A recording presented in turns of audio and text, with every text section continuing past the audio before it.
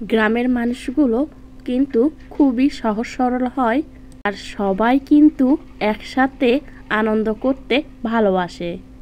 মারাকাটি শেষে শীতের শুরুতে এইভাবে আনন্দ করতে কিন্তু গ্রামে খুবই ভালো লাগে। আসসালামু আলাইকুম, আমি হ্যাপি বগুড়া থেকে বলছি। বাংলাদেশি ব্লগার হ্যাপি চ্যানেলে আপনাদেরকে আরও একটি নতুন ভিডিও দেখার স্বাগতম জানাচ্ছি। আমরা ভাই বোনেরা সবাই যখন একসাথে হই তাই ভাবলাম শীতও পড়ে গিয়েছে, তো একটা ছোটোখাটো পিকনিক হয়ে যাক। তো রাত্রে সবাই একসাথে টাকা চাঁদা তুলে তখন আমরা পিকনিকের জন্য আয়োজন শুরু করি। তো এখানে গরুর মাংস দিয়ে আলুঘাটি করা হবে। আমাদের বগুড়ার ঐতিহ্যবাহী খাবার আলু ঘাটি। আর দেখতেই পাচ্ছেন ছোটরা কিন্তু এখানে খুবই মজা করছে। তো আমাদের এখানে ছোটোখাটো একটি আয়োজন, তো বক্স দিয়ে হয়তো একটু আনন্দ হচ্ছে, এপাশে হয়তো একটু নাচ গানেরও হালকা পাতলা ব্যবস্থা আছে। তো এখানে 5 কেজি গরুর মাংস ছিল, আর আছে এখানে পেঁয়াজ, আর এনেছে নতুন আলু দিয়ে এই আলুঘাটিটা করলে কিন্তু খুবই মজা হয়। তো আমাদের এখানে এটা উত্তরবঙ্গের জনপ্রিয় একটি খাবার।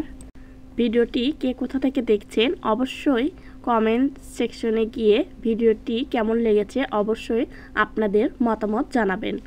তো আশা করি তো আজকের ভিডিওটা আপনাদের অনেক বেশি ভালো লাগবে, অবশ্যই পুরো ভিডিওটা দেখবেন। আমি আনি আসিনি বললেই আমি আসিনি পয়সা দিয়ে আসবো বাপুরে তুমি কি কাটিচ্ছ গা? আমি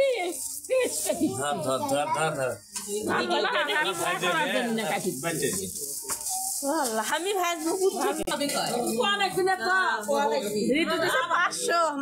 দাদি মাখান দিচ্ছে। তো সবাই হাতে হাত লাগিয়ে কাজগুলো সেরে ফেলা হচ্ছে, যেহেতু রাত হয়েছে। তো এখানে আমার দাদিও পেঁয়াজ কেটে দিচ্ছিল, সবাই মাশাআল্লাহ বলবেন আমার দাদির জন্য। আর ছোট ছোট বাচ্চারা ছিল, সেজন্য সবাই তাড়াহুড়ো করে এই কাজগুলো করা হচ্ছে, যেহেতু বাচ্চারা অত রাত পর্যন্ত জেগে থাকবে না, সবাই বাচ্চারা কিন্তু ঘুমিয়ে যাবে। আর এখানে আলু কেটে নিচ্ছে। আলুগুলো সবাই যেহেতু নতুন আলু ছিল, একটু হালকা চামড়াগুলো তুলে তারপরে কেটে 3 ফালটা করে নেওয়া হচ্ছিল। আর মাংসটা কিন্তু ভালো করে মাখিয়ে দিয়েই রান্না করা হবে, তারপরে আলুর সাথে অ্যাড করা হবে। আর এখানে দেখতে পাচ্ছেন ছোট ছোট বাচ্চারা, আমার ভাই ভাতিজারা সবাই খুবই আনন্দ করছিল। আর এখানে আমি মশলাটা বেটে দিচ্ছিলাম।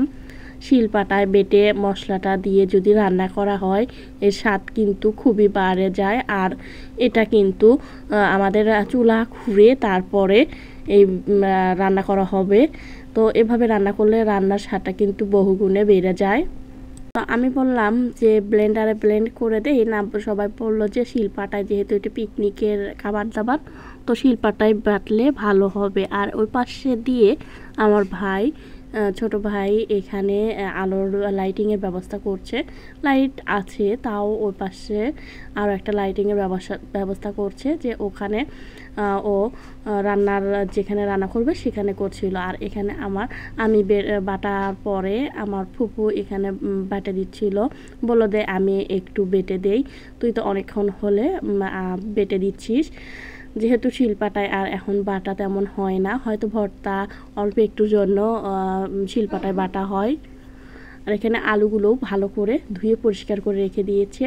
আর এখানে চুলা খোঁড়া হয়েছে আরেকটা চুলা খোঁড়া হবে। তো এখানে আগুন জ্বালানো হচ্ছিল মাংসটা তুলে দেওয়ার জন্য, হাঁসেলটা তাতানো হবে। আর এখানে সব কিছু মশলা টশলা দিয়ে আমার ভাই এখানে মাংসটা মাখিয়ে দিচ্ছে নাকিতে, সব কিছু একসাথে দিয়ে।